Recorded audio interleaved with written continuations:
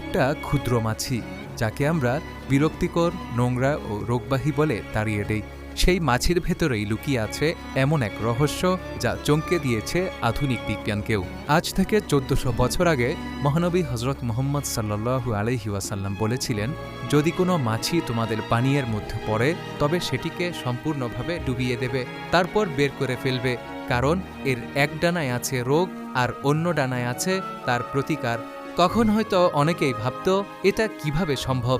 একই প্রাণীর এক ডানায় রোগ আর অন্য ডানায় তার ওষুধ। এটা তো সত্যিই অবাক করার মতো একটি বিষয়।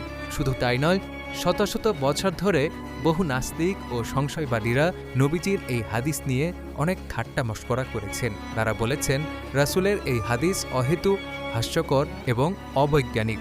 কিন্তু আজকের আধুনিক বিজ্ঞান বলছে, রাসূলুল্লাহ সাল্লাল্লাহু আলাইহি ওয়াসাল্লামের সেই কথার প্রতিটি শব্দ সত্য।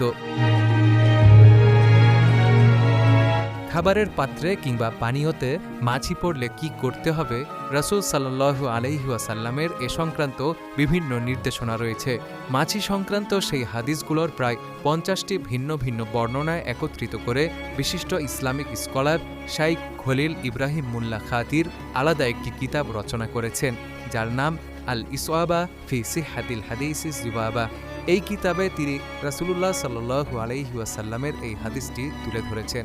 নবীজি বলেছেন, তোমাদের কারো খাবার পাত্রে মাছি পড়লে তা এর ভেতরে ডুবিয়ে দাও, কেননা তার এক ডানায় রোগ এবং অপর ডানায় নিরাময় রয়েছে। সে জীবাণুযুক্ত পাখা ডুবিয়ে দিতে চেষ্টা করে, কাজেই তা সম্পূর্ণভাবে ডুবিয়ে দাও।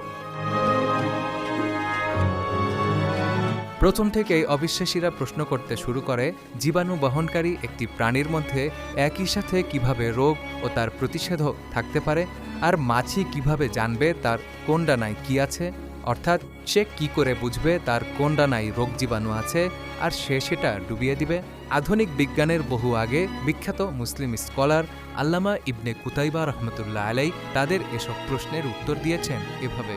পিঁপড়ারা জানে কিভাবে গ্রীষ্মকালে শীতের জন্য খাদ্য সংরক্ষণ করতে হয়, এবং যখন শস্য পচতে শুরু করে তখন তারা এটিকে পিঠে বহন করে নিয়ে যায় এবং একটি রাতের জন্য এটি ছড়িয়ে দেয় চাঁদের আলোর নিচে শুকানোর জন্য।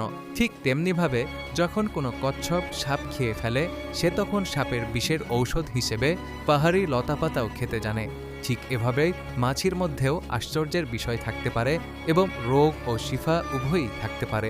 এবং যেহেতু হাদিসটি সহিহ, সেহেতু একে আলাদা করে সঠিক প্রমাণ করার দরকার নেই আমাদের, বরং যারা অস্বীকার করছে তারাই ভুল প্রমাণ করুক।